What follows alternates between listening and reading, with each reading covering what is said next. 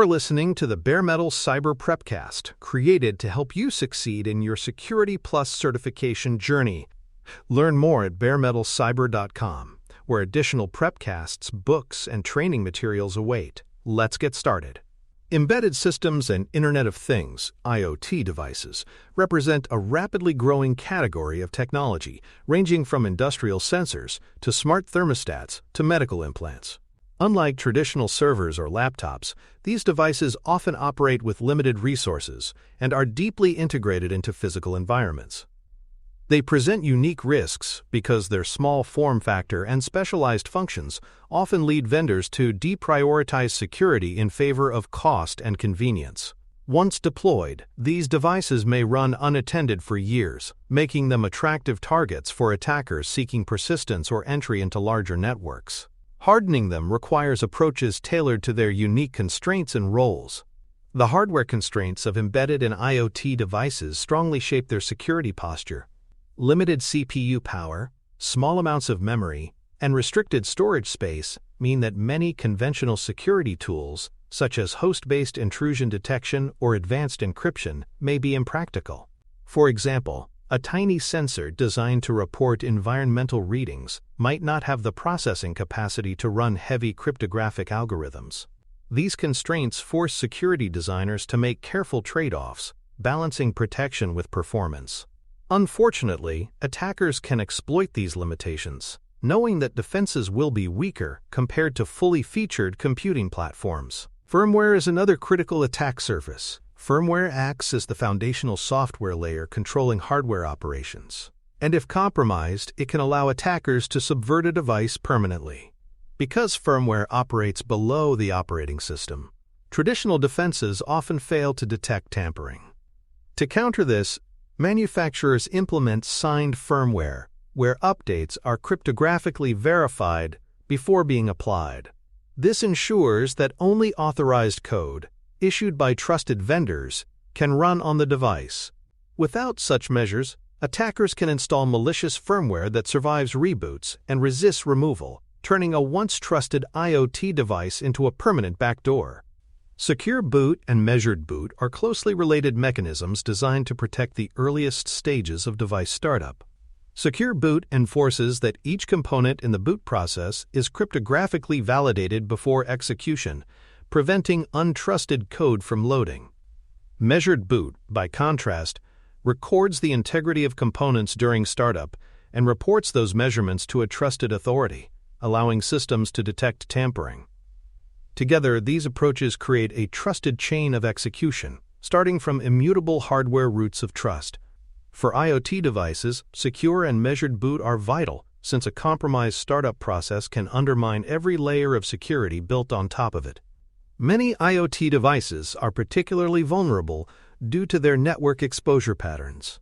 Devices often broadcast their presence, use protocols like Universal Plug-and-Play (UPnP), or ship with default services enabled. While these features simplify discovery and integration, they also make devices easy targets for attackers scanning networks. A simple consumer camera may announce itself across a local network, inviting attempts to connect. Hardening requires carefully limiting which services are exposed, disabling unnecessary protocols, and controlling how devices announce themselves. By narrowing their network footprint, devices become less visible and less attractive targets. The lifecycle of IoT devices introduces further challenges. Unlike servers that are regularly patched and replaced, many embedded devices are deployed and then forgotten. Hardening requires a strategy for the entire lifecycle: secure provisioning, reliable patching, and secure decommissioning at end of life. Provisioning must ensure unique identities. Patching must be feasible despite constraints. Decommissioning must remove sensitive data and revoke credentials to prevent future abuse. Neglecting lifecycle planning leaves devices running outdated software indefinitely, a problem already visible in consumer IoT, where unsupported products linger on networks for years. Supply chain risks magnify the challenge of IoT security. Attackers can introduce counterfeit hardware, compromise insecure manufacturing environments, or insert malicious code during production. Because embedded systems often rely on globally distributed suppliers, ensuring authenticity and security at each step becomes complex. Counterfeit parts may appear functional but include hidden weaknesses. Insecure build environments may leak source code or allow tampered firmware into production. Hardening requires vetting suppliers, demanding secure build processes, and verifying parts before integration. Without this diligence, the devices themselves may arrive already compromised, defeating even the strongest operational defenses. Physical access is another major factor in embedded device hardening. Unlike centralized servers locked in data centers, IoT devices are often deployed in public or semi-public spaces, such as traffic cameras or smart meters. Attackers with physical access can tamper with the hardware, extract data, or bypass security mechanisms. To counter this, tamper-evident seals, secure enclosures, and sensors that detect unauthorized access can be employed. While no measure fully prevents determined physical attacks, hardening ensures that tampering is visible, discourages casual attempts, and provides warning signals to administrators before damage becomes widespread. Inventory and asset tracking are foundational steps in IoT security, just as they are for traditional IT resources. Without knowing what devices exist, where they are located, and how they are configured, it is impossible to secure them effectively. Asset tracking systems can identify each IoT device, its firmware version, and its network behavior. This visibility supports patch management, monitoring, and incident response. In environments where hundreds or thousands of devices are deployed, maintaining accurate inventories becomes the anchor point for every other hardening effort, ensuring that no device drifts into obscurity and vulnerability. Segmentation strategies provide another critical layer of defense for IoT environments. Because IoT devices often have weaker defenses than traditional systems, they should be isolated on dedicated networks where their compromise cannot endanger critical infrastructure. Placing IoT devices on separate VLANs, applying strict firewall rules, or routing their traffic through dedicated gateways limits their ability to communicate broadly. This way, even if a smart camera is compromised, it cannot serve as a stepping stone into sensitive corporate databases. Segmentation transforms IoT devices from potential entry points into self-contained zones with limited impact on the broader network. Ultimately, hardening embedded and IoT devices must be tailored to their unique constraints and use cases. Applying the same methods used for servers may not always be practical, but the principles reduce attack surface, enforce strong identities, control exposure, and monitor behavior still hold true. Each device should be evaluated in context. What role does it serve? What resources does it handle? And what risks does it pose if compromised? Tailored hardening balances security with usability, ensuring that IoT deployments remain both functional and defensible. It is this customized approach that allows organizations to integrate embedded systems without opening unnecessary doors to attackers. For more cyber-related content and books, please check out cyberauthor.me. Also, there are other prepcasts on cybersecurity and more at baremetalcyber.com. Secure provisioning is the first safeguard for embedded and IoT devices once they enter the field. Provisioning establishes a device's identity, and strong practices mean that each device is assigned a unique identifier paired with cryptographic certificates and enrolled into networks through secure protocols. Without this step, large deployments may rely on shared or default credentials, making it trivial for attackers to impersonate devices. Unique identities transform each device into a verifiable participant in the system, enabling administrators to trust that data really comes from the correct source. Secure provisioning lays the groundwork for every subsequent control. Over-the-air updates are a necessity in IoT because devices are often deployed in places where physical access is impractical. Designing these updates securely involves several principles. Updates must be atomic, meaning they either complete fully or not at all, so devices are not left in a broken state. They should also support rollback in case a new update causes problems. Finally, authenticity checks are vital to confirm that an update truly comes from a trusted vendor. Without these safeguards, attackers could inject malicious firmware disguised as a legitimate update, compromising fleets of devices at once. Minimal service exposure is another defensive measure. IoT devices should expose only the protocols and services that are absolutely necessary for their function. Disabling unused features prevents attackers from finding footholds through forgotten interfaces. For instance, if a device only needs to send sensor readings, it should not run a web management panel accessible from the internet. Each additional service becomes another possible attack path.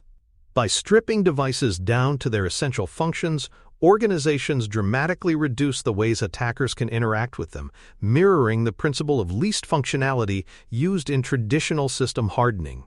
Runtime protections can further defend devices during daily operation. These protections monitor the device for signs of unusual behavior, such as unexpected spikes in traffic, unexplained reboots, or abnormal processing loads. Endpoint anomaly detection is especially useful in constrained environments, where full intrusion detection systems are not feasible. If a smart light bulb suddenly begins sending large amounts of outbound data, runtime monitoring can flag this as suspicious. Such safeguards turn devices into self-reporting components, capable of signaling when they may be compromised, even without complex defenses running locally. Key management is a particular challenge for constrained devices. While laptops and servers can use robust key infrastructures, IoT devices often lack the resources to manage keys securely on their own. Secure Elements or Trusted Platform Module (TPM)-like chips provide a solution by embedding cryptographic functions directly in hardware. These chips can generate, store, and use keys without exposing them to the broader system, reducing the chance of theft or misuse. By anchoring trust in hardware, organizations give even small devices the ability to participate in secure communication without overwhelming their limited resources. Network-level controls add another protective layer. IoT devices should operate in dedicated VLANs where their traffic can be monitored and restricted separately from critical systems. Network Access Control (NAC) ensures that only authorized devices join the network, while gateway policies can enforce encryption or filter traffic. For example, a fleet of industrial sensors might connect only through a gateway that verifies their certificates and limits their ability to contact other devices directly. This segmentation makes compromise far less damaging, since attackers cannot use one vulnerable device as a stepping stone into the rest of the infrastructure. Telemetry and health reporting provide administrators with visibility into device behavior, but they must be carefully designed to avoid leaking sensitive data. Telemetry should focus on operational metrics such as uptime, error counts, and performance levels rather than transmitting unnecessary personal or environmental details. Logs and reports should be encrypted and authenticated so they cannot be spoofed or tampered with. The goal is to provide actionable information for monitoring and troubleshooting without creating new avenues for data exposure. Properly designed telemetry turns IoT deployments into transparent systems rather than opaque black boxes. Incident response for IoT requires tailored strategies. Because these devices are widely distributed and often remotely managed, containment must be rapid and decisive. Capabilities such as Remote Disable allow administrators to cut off compromised devices before they spread infection. Evidence capture, such as preserving logs or memory dumps, supports later investigation.